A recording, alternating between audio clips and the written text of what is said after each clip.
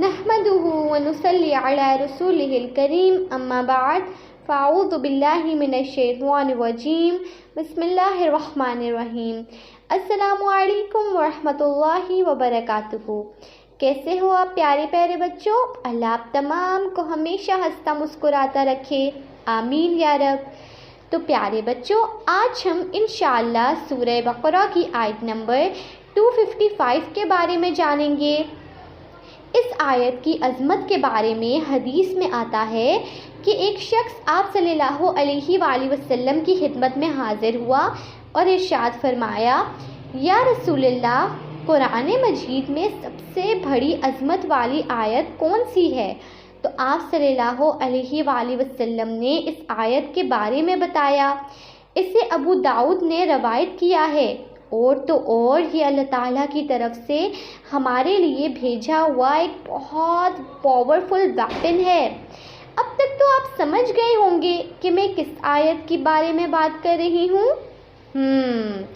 آج ہم انشاءاللہ آیت الکرسی کے بارے میں جانیں گے، جسے ہر فرض نماز کے بعد آیت الکرسی پڑھنا جنت میں جانے کا باعث ہے۔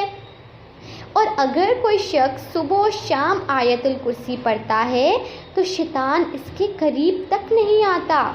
آپ تمام کو وہ والا قصہ تو پتہ ہوگا جس میں شیطان نے خود حضرت ابو ہریرہ رضی اللہ تعالیٰ عنہ کو آیت الکرسی کی فضیلت کے بارے میں بتایا تھا۔ اس نے کہا تھا کہ جو کوئی شخص سونے سے پہلے آیت الکرسی پوری پڑھے تو اللہ تعالیٰ اس کی طرف ایک محافظ بھیج دیتا ہے جو اس کی پوری رات حفاظت کرتا ہے، اور شیطان بھی اس کے قریب نہیں آ سکتا۔ تو سنا بچوں آپ نے آیت الکرسی کی کتنے سارے بینیفٹس ہیں۔ اب سے ہمیں کسی چیز سے نہیں ڈرنا، نہ ہی اندھیرے سے ڈرنا ہے، اور نہ ہی بیڈ ڈریم سے، نہ ہی کسی مونسٹر سے، کسی بھی چیز سے ہم نے نہیں ڈرنا، کیونکہ اب ڈرنے کی باری ہے شیطان کی۔ ویسے آپ تمام کو آیت الکرسی تو یاد ہوگی، اگر نہیں بھی ہے تو آج ہی سے فوراً کوشش کریں کہ آیت الکرسی کو یاد کریں۔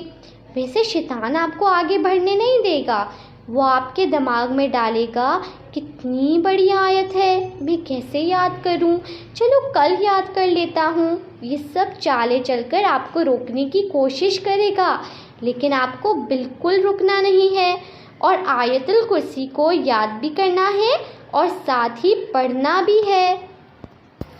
اچھا بچوں، اپنے نوٹس میں آیت الکرسی کا ٹرانسلیشن بھی لکھیں اور اسے سمجھنے کی کوشش بھی کریں، ٹھیک ہے؟